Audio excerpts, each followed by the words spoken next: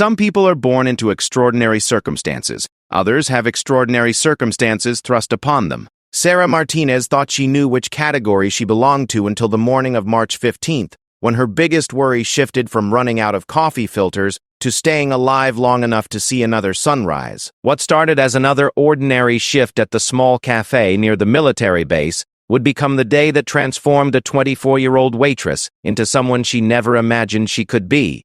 Because sometimes, when the world falls apart around you, you discover that the strength you never knew you had was exactly what everyone else needed to survive. This is the true story of how one woman's split-second decision during the most terrifying day of her life didn't just save her own future, it saved dozens of others who had given up hope of having one. Sarah Martinez wiped down the last table at Sunrise Cafe, her movements automatic after 3 years of the same routine. The morning rush had ended an hour ago, leaving behind the familiar smell of coffee grounds and bacon grease that had become as much a part of her as her own shadow. She glanced at the clock above the kitchen door and sighed. Only 2 hours until the lunch crowd would descend, mostly soldiers from the nearby Fort Hamilton looking for something that reminded them of home. The cafe sat on a dusty stretch of road between the military base and the small town of Cedar Valley, Arizona. Sarah had taken the job right after high school, planning to save money for college. That was 6 years ago. Now at 24, college seemed like a dream from another lifetime, especially since her mother's medical bills had started piling up faster than Sarah could pay them off. "Another refill, hun?" Sarah called out to Frank Morrison, the cafe's only customer at the moment. Frank was a retired sergeant who came in every day at exactly 10:30, ordered the same black coffee and blueberry muffin, and read his newspaper in complete silence. He was as predictable as the sunrise, which made Sarah's world feel stable in a way that nothing else did anymore. Frank looked up from his paper and shook his head. "I'm good, Sarah, but you might want to turn on that old television of yours. There's some weird stuff happening up north." Sarah frowned and reached for the remote control that lived permanently next to the register. The small television mounted in the corner crackled to life, showing a news anchor with a serious expression that immediately made Sarah's stomach clench with anxiety. "Reports continue to come in about unusual military activity along the northern border regions," the anchor was saying. "Government officials are asking residents in affected areas to remain calm and stay indoors while they assess the situation." "What kind of unusual military activity?" Sarah asked, more to herself than to Frank. Frank folded his newspaper and stood up, leaving a $5 bill next to his empty cup. "The kind that makes an old soldier nervous," he said quietly. "Sarah, if things get strange around here today, you remember what I taught you about that emergency radio in the back office, okay?" Sarah nodded, though she wasn't entirely sure what Frank was talking about. 3 months ago, he had insisted on showing her how to operate the emergency radio that the previous cafe owner had installed. At the time, it had seemed like the paranoid hobby of someone who had spent too many years in the military. Now, watching Frank's worried expression, Sarah wished she had paid better attention. The bell above the door chimed as Frank left, and Sarah was alone again. She turned up the volume on the television, but the news anchor was already moving on to a story about local weather patterns. Whatever had been happening up north apparently wasn't important enough to warrant continued coverage. Sarah tried to shake off the uneasy feeling that had settled in her chest. She had enough real problems to worry about without borrowing trouble from the news. Her mother's latest doctor visit had revealed that the cancer was spreading faster than the treatments could stop it. The medical bills were already more than Sarah could handle on her waitress salary, and now the doctors were talking about experimental treatments that insurance wouldn't cover. She had been trying for weeks to work up the courage to ask her boss, Mr. Chen, for a raise. The cafe wasn't exactly thriving, but Sarah worked harder than anyone else on the staff, often covering shifts for coworkers who called in sick or simply didn't show up. If anyone deserved more money, it was her. But every time she started to bring up the subject, the words died in her throat. What if Mr. Chen said no? Worse, what if he decided he couldn't afford to keep her anymore? The sound of vehicles approaching interrupted her worrying. Sarah looked out the window and saw 3 military trucks pulling into the parking lot. This wasn't unusual. Soldiers often stopped by during their breaks, but something about the way the trucks were moving seemed different, more urgent, somehow. The first soldier through the door was a young man about Sarah's age, with sweat stains on his uniform and dust covering his boots. Behind him came two older men, both with the kind of posture that screamed authority even when they weren't trying to project it. "Ma'am," the young soldier said, slightly out of breath, "we need to use your phone. It's an emergency." Sarah pointed toward the phone behind the counter. "Of course. Is everything okay?" The soldier was already dialing, but one of the older men answered her. "Communications are down at the base. We're trying to reach headquarters." Sarah's unease deepened. Fort Hamilton was less than 5 miles away, and she had never heard of their communications going down before. "Can I get you anything while you wait?" "Coffee?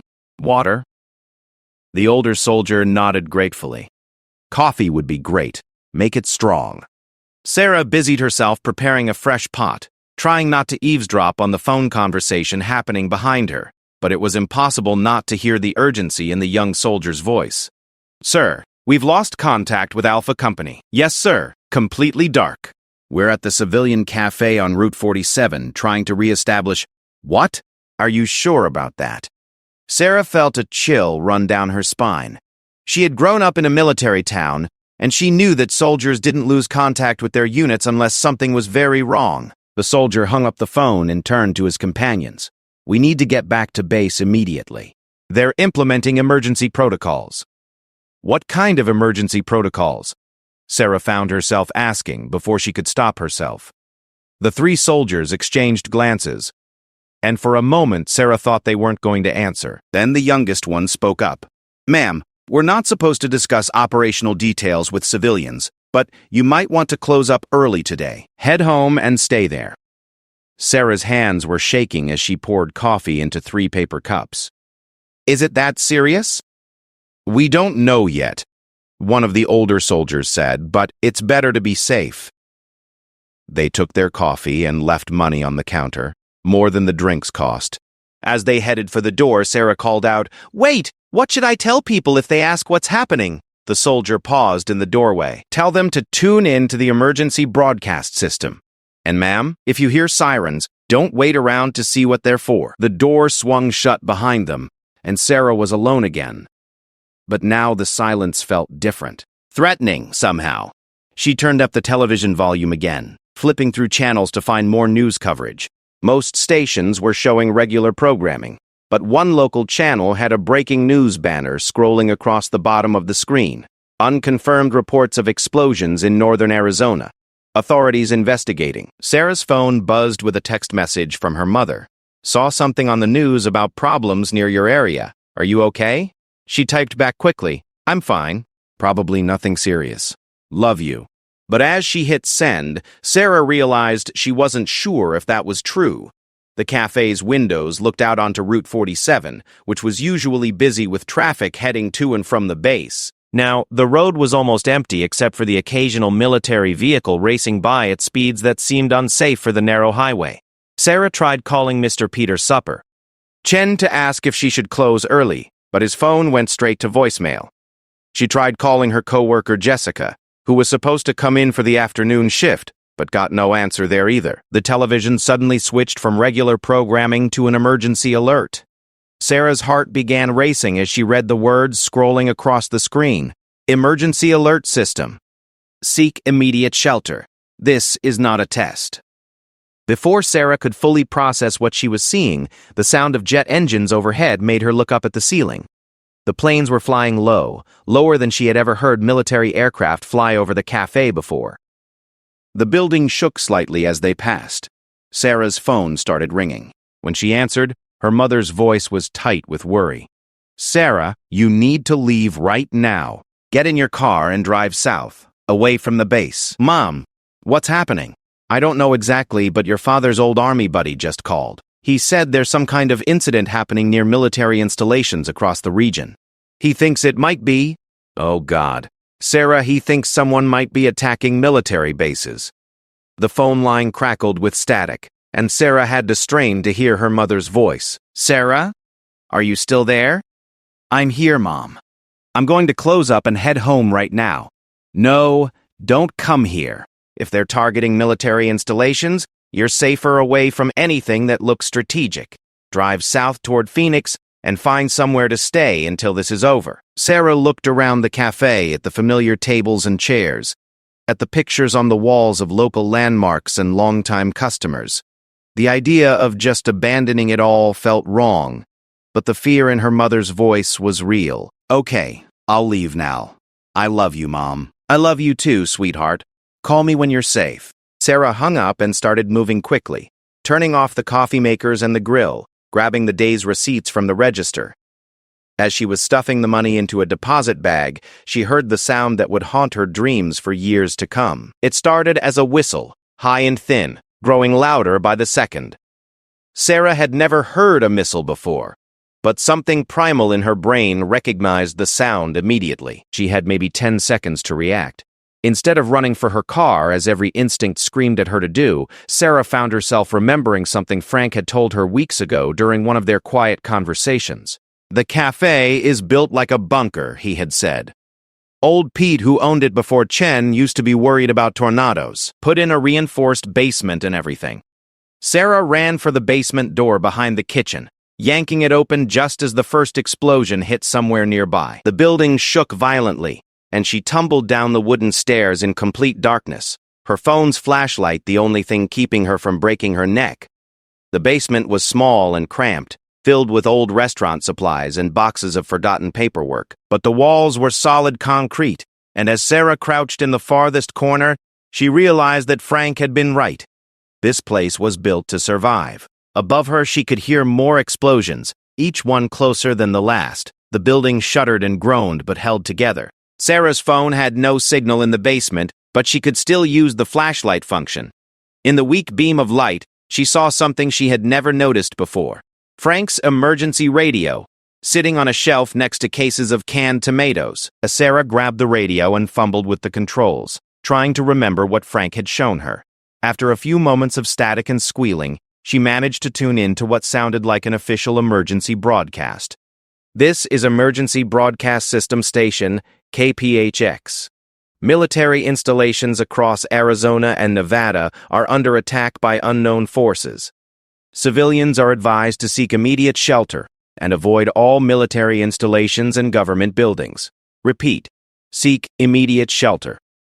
Sarah's blood ran cold. This wasn't some kind of accident or training exercise. Someone was actually attacking military bases, and she was sitting less than 5 miles from one of them. The explosions continued for what felt like hours but was probably only minutes. When the sounds finally stopped, Sarah was afraid to move. She sat in the darkness, listening to the emergency broadcast repeat the same information over and over again, waiting for some sign that it was safe to emerge. Then she heard something that made her heart skip a beat. Voices, muffled but clearly coming from somewhere above her. At first, she thought it might be rescue workers or soldiers from the base. But as she listened more carefully, Sarah realized that the voices were speaking in a language she didn't recognize. Sarah turned off her phone's flashlight and tried to make herself as small as possible in the corner of the basement. Through the floorboards above, she could hear footsteps moving around the cafe, furniture being moved or overturned. Someone was searching the building. The voices were getting closer to the basement door. Sarah held her breath, praying that whoever was up there wouldn't think to look downstairs. But her prayers were answered in the worst possible way. She heard the basement door open and saw the beam of a flashlight cutting through the darkness. Sarah closed her eyes and tried not to move, not to breathe, not to exist. The footsteps on the wooden stairs seemed impossibly loud in the confined space. Then the flashlight beam found her. Sarah opened her eyes to see a figure in military fatigues pointing a rifle at her chest. But something was wrong with the uniform. The patches and insignia weren't American. The soldier barked something in that same unfamiliar language, gesturing for her to stand up. Sarah raised her hands and slowly got to her feet, her legs shaking so badly she could barely support herself. The soldier was young, maybe even younger than her, with nervous eyes that kept darting around the basement as if he was afraid of being caught down there. He said something else in his language, then switched to heavily accented English. "You alone?" Sarah nodded, not trusting her voice to work. "You come with me, now?" As the soldier gestured for her to move toward the stairs, Sarah's mind was racing. She had gone from worrying about asking for a raise to being held at gunpoint by foreign soldiers in the space of a few hours. Nothing in her life had prepared her for this moment, but as she climbed the wooden stairs with a rifle pointed at her back, Sarah made a decision that would change everything.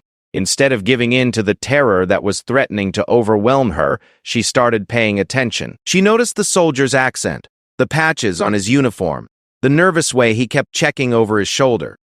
She started memorizing details because somehow she knew that those details were going to matter. At the top of the stairs, Sarah got her first look at what had happened to her cafe.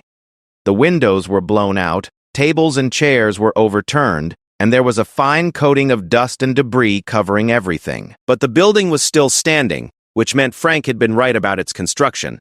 More importantly, Sarah could see that she wasn't the only prisoner. Through the broken front window, she could see other people being herded into the parking lot by soldiers in the same unfamiliar uniforms. Some she recognized as regular customers. Others looked like they might have been caught on the road when the attack started. The soldier prodded her forward with his rifle, and Sarah stumbled toward the front door. As she stepped outside into the harsh Arizona sunlight, she realized that her life as she had known it was over. Whatever was happening here was bigger than just an attack on the local military base. This was the beginning of something that would test every bit of strength and courage she never knew she possessed. And as Sarah looked around at the frightened faces of her neighbors and friends, she realized something else. She might be the only one who could help them survive what was coming next. The parking lot of Sunrise Cafe had been transformed into a makeshift prison camp. Sarah counted 17 other civilians huddled together in the center of the asphalt, surrounded by 8 soldiers whose uniforms she now recognized bore Cyrillic lettering. Russian forces, somehow operating on American soil. The reality of it seemed too impossible to accept, but the assault rifles pointed at them were undeniably real. Among the prisoners, Sarah spotted Mrs. Henderson, the elderly woman who ran the local grocery store. There was Tommy Reeves, barely 18 and fresh out of high school. A family of 4 she didn't recognize, probably tourists who had been in the wrong place at the worst possible time. Their faces all wore the same expression of shocked disbelief that Sarah knew must be mirrored on her own face. The Russian soldiers were young, most of them appearing to be in their early 20s. They spoke in hushed, nervous tones among themselves, constantly checking their watches and scanning the empty highway. Sarah realized that whatever operation this was, these men weren't the elite special forces she might have expected. They seemed just as scared and confused as the civilians they were guarding. One soldier, slightly older than the others and wearing sergeant's stripes, was speaking rapidly into a radio handset. Sarah couldn't understand the words, but the frustration in his voice was universal. Something wasn't going according to plan. Sarah found herself thinking about Frank Morrison and the emergency radio in the basement. If she could somehow get back to it, she might be able to contact someone, get help for all these people. But first, she needed to understand what was happening here. The sergeant finished his radio conversation and approached the group of prisoners. He was tall and lean, with prematurely gray hair and tired eyes that had seen too much conflict. "You will be moved soon," he announced in careful English. "Do not try to run. Do not make noise. You do this, nobody gets hurt." Henderson, who had never been intimidated by anyone in her 73 years, stepped forward. "Where are you taking us? And what gives you the right to hold American citizens prisoner on American soil?" The sergeant looked uncomfortable with the question. "Is war now? Rules are different." "What war?" Tommy Reeves spoke up, his voice cracking with fear. "We're not at war with Russia. Your government, they attack our facilities. We respond." The sergeant's English was getting worse as he became more agitated. "You are, how you say, leverage." Sarah felt a chill of understanding.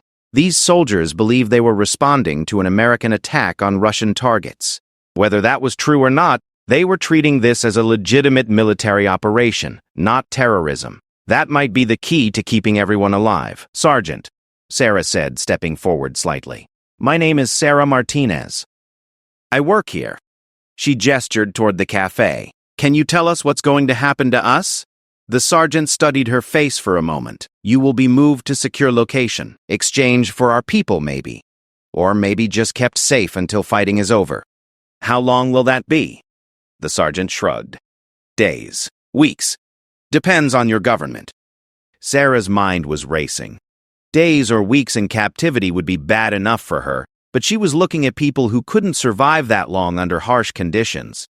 Mrs. Henderson took heart medication that she probably didn't have with her. The family with the small children would need food and clean water. Tommy looked like he was on the verge of a panic attack. Sergeant, some of these people need medical attention. Mrs. Henderson has a heart condition and those children need food and water. The sergeant looked annoyed by the complications. We do what we can, no promises. Just then, one of the younger soldiers came running up to the sergeant, speaking rapidly in Russian. The sergeant's expression darkened as he listened. When the younger soldier finished, the sergeant cursed in what Sarah assumed was Russian and grabbed his radio. Sarah strained to understand what was happening, but the conversation was too fast and too quiet. However, she could see the body language of the soldiers changing. They were becoming more agitated, more nervous. Several of them were now facing outward, scanning the horizon as if expecting trouble. The sergeant finished his radio conversation and barked orders to his men. 3 of the soldiers immediately began moving toward military vehicles that Sarah now noticed were parked behind the cafe. They had been hidden from the road, which explained why she hadn't seen them earlier. "What's happening?" Sarah asked. The sergeant ignored her, but she could see the answer in the soldiers' movements. They were preparing to leave, and they were in a hurry. "Everyone up!" the sergeant shouted. "We go now!" The prisoners were herded toward 2 large transport trucks. Sarah realized that once they were loaded into those vehicles, their chances of escape or rescue would drop to almost zero. Whatever she was going to do, it had to be now. As they approached the trucks, Sarah deliberately stumbled and fell to her knees, crying out as if she had twisted her ankle. When one of the soldiers bent down to help her up, she grabbed his arm and spoke in a low, urgent voice. "There are American soldiers coming. I can see them on the ridgeline." She pointed toward a hill about half a mile away. The soldier looked confused and called to the sergeant in Russian. The sergeant came over, clearly frustrated by the delay. "What is problem?"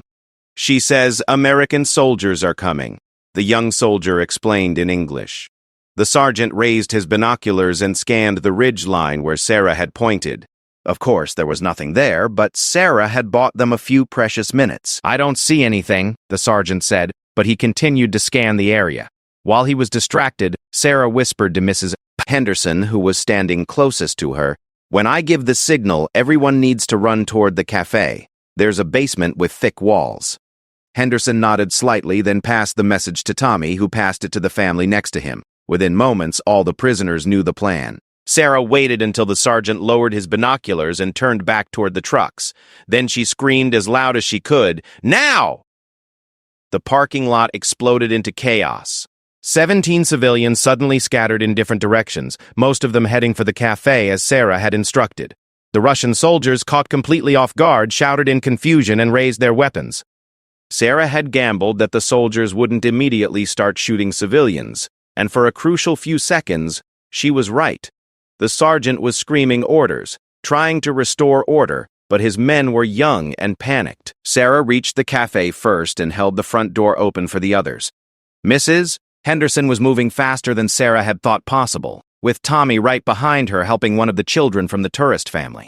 Within 30 seconds, most of the prisoners had made it inside the building.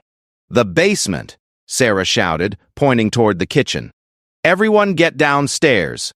Behind them, the soldiers were regrouping. Sarah could hear the sergeant shouting orders, and she knew they had only moments before the Russians would storm the building.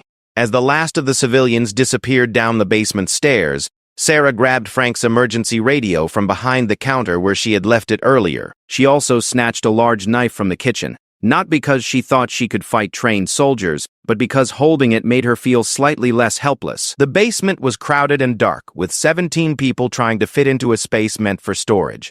Sarah pushed through to the back corner where she had hidden earlier and began working with the emergency radio, trying to remember everything Frank had taught her about the frequency settings. Above them, they could hear the soldiers entering the cafe. Heavy boots stomped across the floor. Furniture was overturned, and there was a lot of shouting in Russian. Sarah held her breath, praying that they wouldn't find the basement door immediately. The radio crackled to life, and Sarah quickly turned down the volume. She cycled through several frequencies until she found one with clear voices speaking English. Mayday! Mayday! This is civilian emergency. We are under attack by Russian forces at Sunrise Cafe on Route 47, approximately 4 miles south of Fort Hamilton. We have 17 civilians trapped in basement. Immediate assistance required. The response came back immediately. Civilian station, this is Desert Fox Control. We copy your transmission. Are you secure at your current location? Negative. Russian soldiers are in the building above us. We need immediate extraction. Civilian station military assets are engaged across multiple locations. We cannot provide immediate assistance. Recommend you maintain your position and avoid contact with hostile forces. Sarah's heart sank. They were on their own. Above them, the sound of searching had stopped. Sarah realized that the Russians had either given up looking for them or had found the basement door. Given the sudden silence, she suspected it was the latter. She was right. A few seconds later, the basement door opened and a flashlight beam cut through the darkness. This time, however, instead of one nervous young soldier, there were 3 armed men at the top of the stairs. The sergeant's voice echoed down into the basement. You come up now, or we come down. You choose. Sarah looked around at the frightened faces surrounding her. Mrs. Henderson was holding the hand of the youngest child, a little girl who couldn't be more than 5 years old. Tommy was pressed against the far wall, his eyes wide with terror.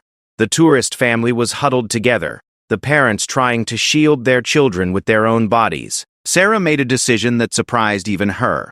Instead of surrendering, she picked up the emergency radio and spoke into it loudly enough for the soldiers to hear. Desert Fox Control, this is civilian station. Russian forces have located our position. We are transmitting coordinates for GPS targeting. Grid reference 33.4484 north, 112.0740 west. Request immediate airstrike on this location. It was a complete bluff. Sarah had no idea how to call in an airstrike, and even if she did, she wouldn't want to bring down missiles on their own position. But she was gambling that the Russian soldiers would understand enough English to realize what she was saying. The sergeant cursed loudly in Russian, and Sarah heard rapid footsteps moving away from the basement door. She had bought them a few more minutes, but she knew it wouldn't last long. What are we going to do? Tommy whispered. Sarah looked at the emergency radio in her hands. Frank had mentioned something about multiple frequency bands, including one that was supposedly monitored by civilian emergency services. If she could contact local police or fire department, maybe they could coordinate with military forces. She began cycling through frequencies, listening for any sign of organized response to the crisis. Most channels were either silent or filled with static, but finally she found one with clear voices. All units, all units. This is County Emergency Command. We have confirmed hostile forces at multiple locations throughout the region. Military Command has requested that all available personnel establish defensive positions and assist with civilian evacuation where possible. Sarah keyed the microphone. County Emergency Command. This is civilian radio at Sunrise Cafe, Route 47. We have 17 civilians trapped by Russian forces. We need immediate assistance.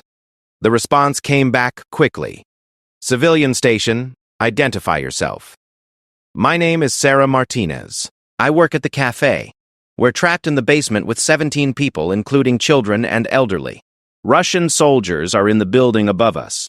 Sarah, this is Deputy Sheriff Mike Coleman. I know the cafe. We're aware of the situation in your area, but we're cut off from the base and don't have sufficient resources to mount a rescue operation. You need to stay hidden and wait for military assistance. How long? There was a pause before the deputy answered. I don't know. Maybe hours. Maybe longer. Sarah looked around the cramped basement. They didn't have hours. Mrs. Henderson was already looking pale, and the children were getting restless. Worse, she could smell something that made her stomach clench with fear. Smoke.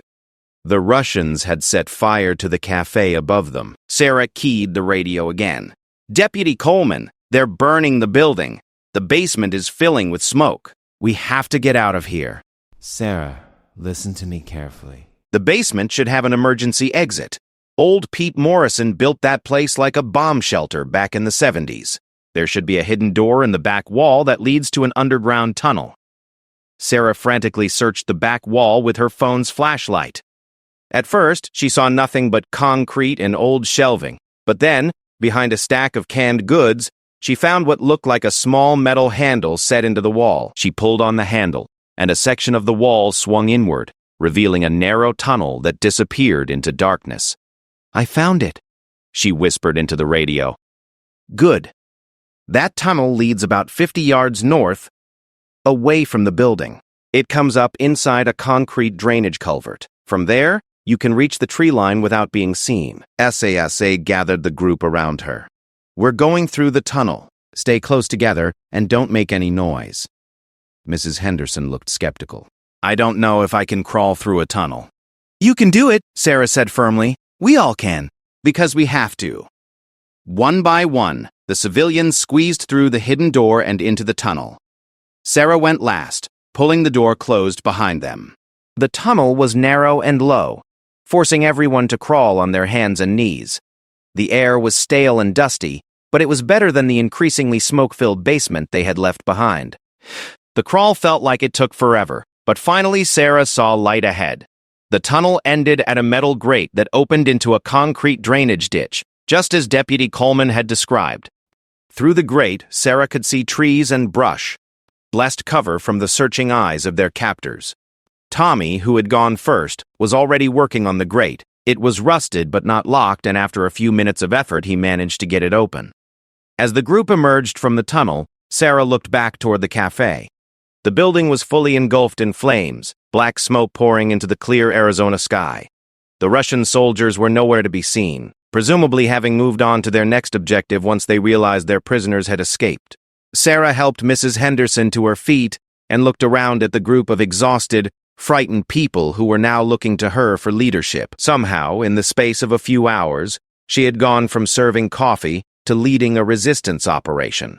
But as she looked at their faces, Sarah realized that this was only the beginning. The Russians were operating throughout the region, which meant there would be more civilians in danger, and if the local authorities were cut off and overwhelmed, someone was going to have to step up and help coordinate rescue efforts. Sarah picked up the emergency radio and keyed the microphone. "Deputy Coleman, this is Sarah.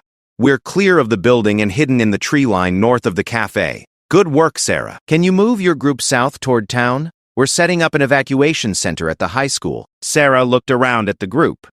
Mrs. Siniqua Henderson was already showing signs of exhaustion, and the children were scared and hungry. Moving them several miles cross-country while avoiding Russian patrols would be extremely dangerous. But as Sarah considered their options, she remembered something Frank had mentioned during one of their conversations about the cafe's history. There were several other buildings in the area that had been built with the same reinforced construction, including an old ranch house about 2 miles away that had been converted into a small medical clinic. The clinic would have supplies they needed, and it would be a much more defensible position than trying to reach town. More importantly, if there were other civilians in the area who needed help, the clinic would be a logical place for them to gather. Sarah made another decision that would prove to be crucial. Instead of following Deputy Coleman's suggestion to head for town, she decided to take her group to the clinic and use it as a base of operations for helping other trapped civilians. As they began moving through the trees, staying hidden from the road, Sarah realized that her life had changed completely in the span of a single morning. She was no longer just a waitress trying to pay her mother's medical bills. She had become something she never expected to be: a leader, a protector, and maybe even a hero. But the hardest part was still ahead of them. The abandoned medical clinic sat at the end of a dirt road, surrounded by desert scrub and mesquite trees. Dr. Elena Vasquez had closed the practice 6 months earlier when she moved to Phoenix, but the building remained intact, still equipped with medical supplies and emergency equipment. Sarah had driven past it hundreds of times on her way to work, never imagining that it would become the headquarters for the most important mission of her life. Getting the group of 17 civilians to the clinic had taken 3 hours of careful movement through rough terrain. They had to avoid 2 Russian patrols and take shelter in a dry creek bed when military helicopters flew overhead. Mrs. Henderson had struggled with the difficult terrain, and the youngest child had needed to be carried most of the way, but they had made it. and the reinforced construction that Frank had mentioned proved to be accurate here as well. Sarah used bolt cutters from the clinic's maintenance shed to get through the locked door. Inside, the building was exactly what they needed: examination rooms that could serve as sleeping quarters, a break room with kitchen facilities, and most importantly, a communication center that Dr. Vasquez had installed to coordinate with emergency services. While the others rested and tended to their injuries, Sarah worked to get the communication equipment operational. The emergency radio from the cafe had been useful, but the clinic's setup was much more sophisticated, with multiple frequency bands and enough power to reach stations hundreds of miles away. As evening approached, Sarah finally managed to establish contact with what appeared to be a military command center operating somewhere in Colorado. Mountain Home Control. This is Civilian Station KD7, ABC at the Cedar Valley Medical Clinic. We have 17 civilians in secure location and are monitoring Russian forces in the area. The response came back immediately. Civilian Station KD7. ABC, this is Colonel Patricia Hayes, Mountain Home Control. Please identify yourself and your location. Sarah provided her name and the clinic's coordinates, then listened as Colonel Hayes explained the broader situation. Russian forces had conducted simultaneous attacks on military installations across Arizona, Nevada, and parts of California. It was a coordinated operation designed to disrupt American military capability in the southwestern United States, apparently in response to what the Russians claimed was an American attack on their facilities in Eastern Europe. The situation is fluid, but we're beginning to regain control in most areas, Colonel Hayes continued. However, we're still dealing with scattered Russian units that are cut off from their main force. Some of these units are taking civilian hostages. Colonel, I've seen their operations firsthand. These soldiers are young and scared. They're not elite forces. If someone could coordinate civilian resistance efforts, we might be able to help locate and contain these units. There was a long pause before Colonel Hayes responded. Miss Martinez, what's your background? Military? Law enforcement?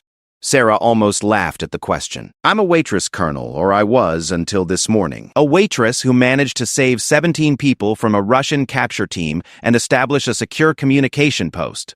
I had help and luck. Martinez, we're tracking at least 3 other Russian units in your area.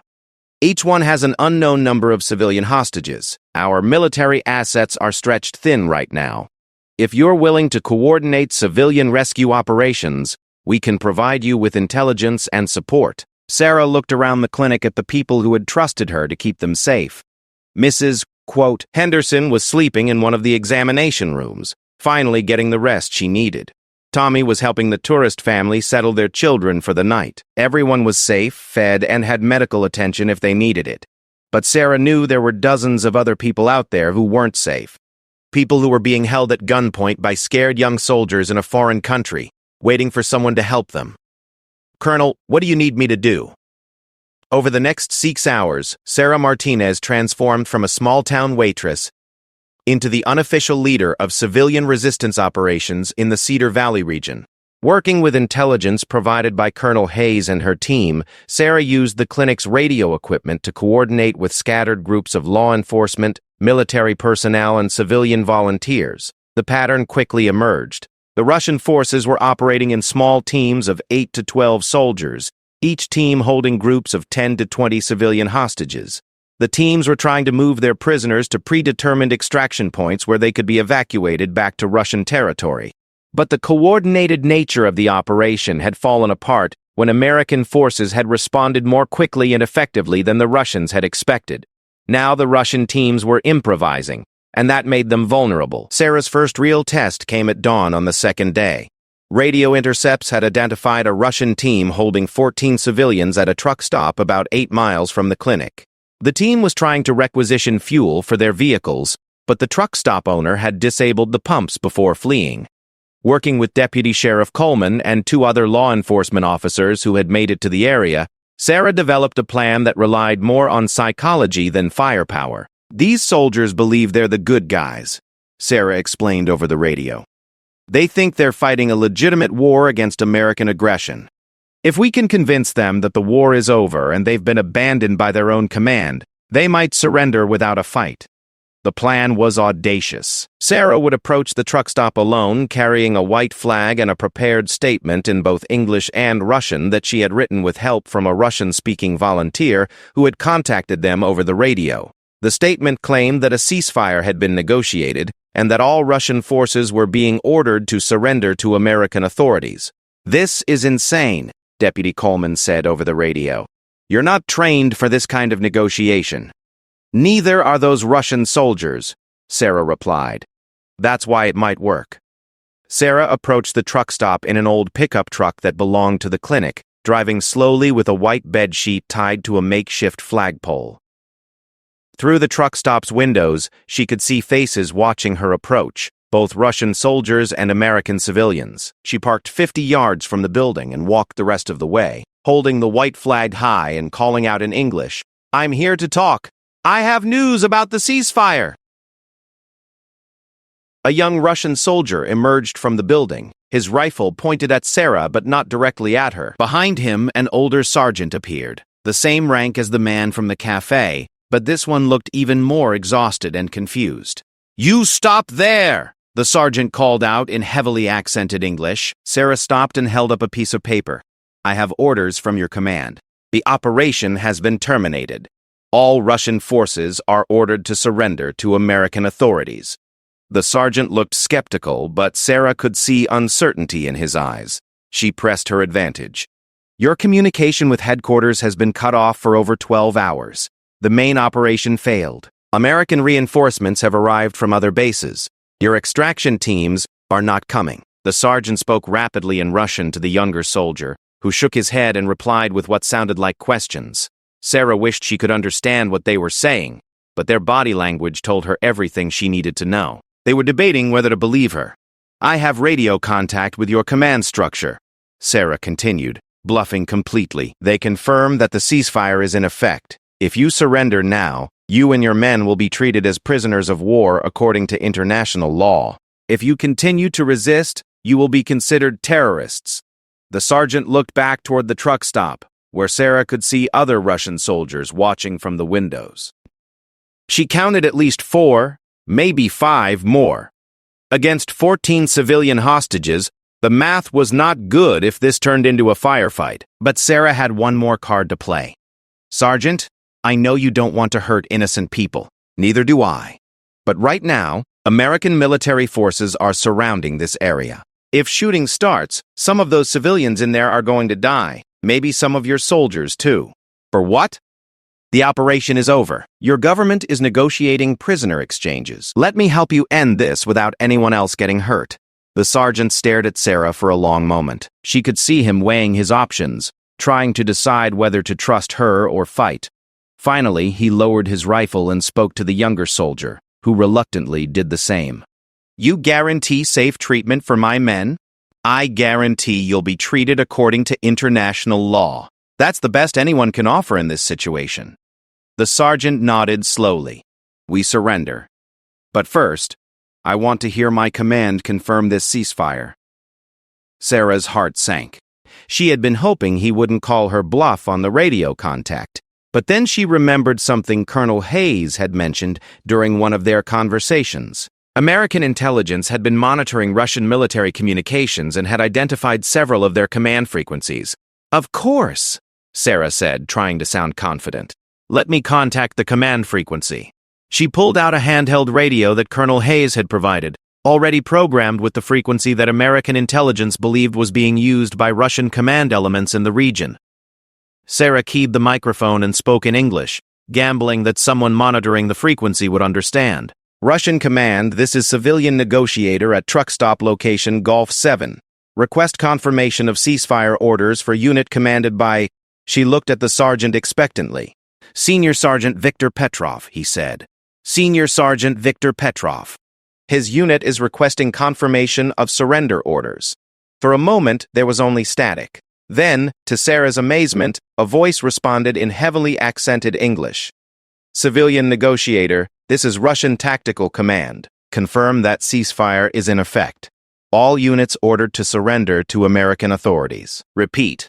All units surrender immediately." Sarah looked at Sergeant Petrov, whose eyes had widened in surprise. She realized that the voice on the radio was probably an American intelligence officer pretending to be Russian command. But Petrov seemed to accept it as genuine. "You hear?" Sarah asked. "Your orders are confirmed." Sergeant Petrov nodded slowly, then called out something in Russian. One by one, 5 more soldiers emerged from the truck stop, all of them laying down their weapons. Behind them came 14 civilians, blinking in the bright desert sunlight, but alive and unharmed. The success at the truck stop established Sarah's reputation as someone who could negotiate with Russian forces. Over the next 3 days, she coordinated the peaceful surrender of 2 more Russian teams, saving a total of 31 additional civilians without a single shot being fired. But her most important accomplishment was establishing a network of communication and coordination that helped American military forces locate and neutralize the remaining Russian units in the region. Using the clinic as a base, Sarah worked with volunteers who had ham radio equipment, local law enforcement, and military personnel to create a comprehensive picture of Russian operations. By the end of the week, organized Russian resistance in the Cedar Valley region had completely collapsed. The last Russian units had either surrendered or been captured by American forces. The immediate crisis was over. But for Sarah, the experience had changed everything. Colonel Hayes offered her a position with military intelligence, recognizing her natural talent for crisis management and negotiation. Local law enforcement agencies made similar offers. Even the FBI contacted her about potential opportunities. Sarah turned them all down. Instead, she used the money from a book deal about her experiences to pay for her mother's cancer treatment and to start a nonprofit organization focused on emergency preparedness and civilian crisis response. The organization trained ordinary people to handle extraordinary situations, teaching them the skills that Sarah had learned by necessity during those terrifying days in March. The Sunrise Cafe was rebuilt within 6 months, with Frank Morrison serving as an unofficial advisor to ensure that the new building met his standards for defensive architecture. Sarah returned to work there, but now the cafe served a different purpose. It became an unofficial community center where people came to learn emergency skills and to plan for the kind of crisis that everyone hoped would never happen again. Sarah never considered herself a hero. When reporters asked her about her actions during the Russian incursion, she always emphasized that she had just done what needed to be done, using skills and knowledge that other people had taught her. She insisted that anyone could have done the same thing in her position, but the people she had saved disagreed. Mrs. Henderson, who made a full recovery and lived for another 8 years, always insisted that Sarah had saved her life. Tommy Reeves joined the military after graduating high school, inspired by Sarah's example of leadership under pressure. The tourist family sent Sarah a Christmas card every year, with photos of their children growing up safe and healthy. Colonel Hayes, who became a lifelong friend, perhaps said it best in the foreword to Sarah's book. Heroes aren't born with special abilities. They're ordinary people who find themselves in extraordinary circumstances and make the choice to act. Sarah Martinez was meant to serve coffee, not face missiles, but when the missiles came, she served something much more important. She served hope, courage, and the unshakable belief that ordinary people can do extraordinary things when they have to. 5 years after the Russian incursion, Sarah Martinez still worked at the Sunrise Cafe. She still served coffee and worried about paying bills, and dealt with all the ordinary challenges of ordinary life. But she also knew something that she hadn't known before. That March morning, she was capable of far more than she had ever imagined. And in a world where crisis could come without warning, that knowledge was perhaps the most valuable thing she could possess. Because Sarah had learned that heroes aren't people with superpowers or special training. Heroes are people who, when everything falls apart around them, make the decision to keep everyone else together. Sometimes the most important battles are fought not by soldiers, but by waitresses who refuse to let the people around them give up hope. Sometimes the greatest victories come not from superior firepower, but from superior determination to protect the innocent and preserve what matters most. Sarah Martinez had been meant to serve drinks. But when the day came that demanded more than that, she served her community, her country, and the cause of human dignity with a courage that transformed not just her own life, but the lives of everyone she touched. But more importantly, It had taught her that heroism had been inside her all along, waiting for the moment when it was needed most.